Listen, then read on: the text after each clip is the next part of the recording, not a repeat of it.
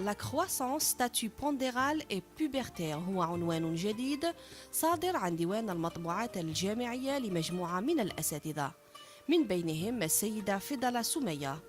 السيدة فضلة سمية تشغل منصب أستاذة باحثة بكلية الطب بجامعة الجزائر.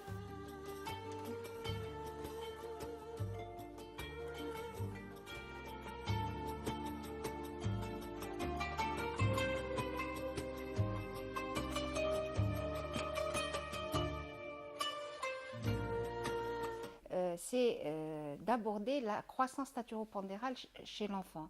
Donc c'est une partie de la prise en charge de l'enfant qui est cruciale. C'est ce qu'on appelle la biométrie, qui est l'étude de la croissance de l'enfant, une partie de la médecine qui est fondamentale et qui n'est pas du tout donc, exploitée en Algérie, qui n'est pas du tout développée.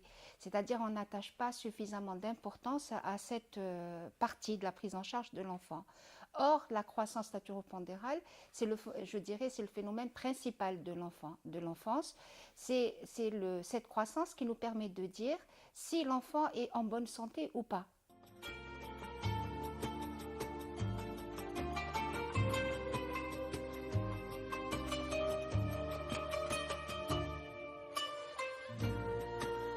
Donc nous abordons dans une première partie les rappels physiologiques. Donc c'est un ouvrage qui n'a pas, donc sans prétention, donc je dirais, qui a pour but de reprendre toute la physiologie de la croissance, c'est-à-dire comment se déroule la croissance de l'enfant, quels sont les facteurs qui contrôlent la bonne régulation de cette croissance, quels sont les éléments qui peuvent interférer avec le bon déroulement, le bon développement de la croissance naturelle. Et dans une deuxième partie, donc j'aborde la puberté. Donc à partir de l'âge de 11 ans chez la fille, à partir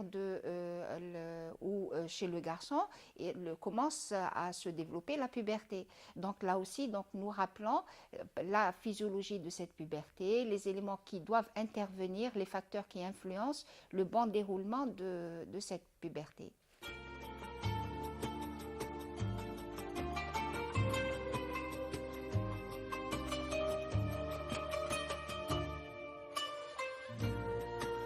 C'est un ouvrage qui est destiné à une large population dans le monde scientifique et bien évidemment dans le monde de la médecine. Donc il est d'abord destiné aux externes, c'est-à-dire les étudiants en médecine qui sont là en formation. Donc on leur apprend comment on doit suivre un enfant, comment suivre sa croissance en prenant en considération les paramètres anthropométriques, c'est-à-dire comment mesurer, toiser convenablement un enfant, comment tenir une courbe de croissance, je répète, donc cette courbe de croissance qui est le reflet d'un bon développement, d'une bonne santé de l'enfant, donc ça c'est primordial. Si on suit un enfant pour une pathologie, donc ce futur externe qui va être médecin généraliste, qui va être médecin spécialiste, autre que pédiatre ou endocrinologue, donc s'il prend en charge une pathologie et qu'il néglige la partie donc de la croissance staturopondérale, ça veut dire qu'il est passé à côté d'une bonne prise en charge.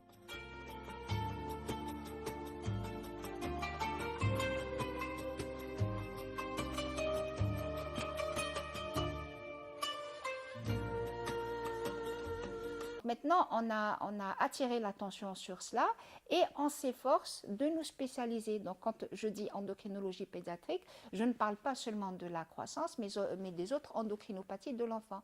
Donc, je m'efforcerai, si Dieu le veut, bien entendu, de développer donc, cet aspect de la spécialité endocrinologique.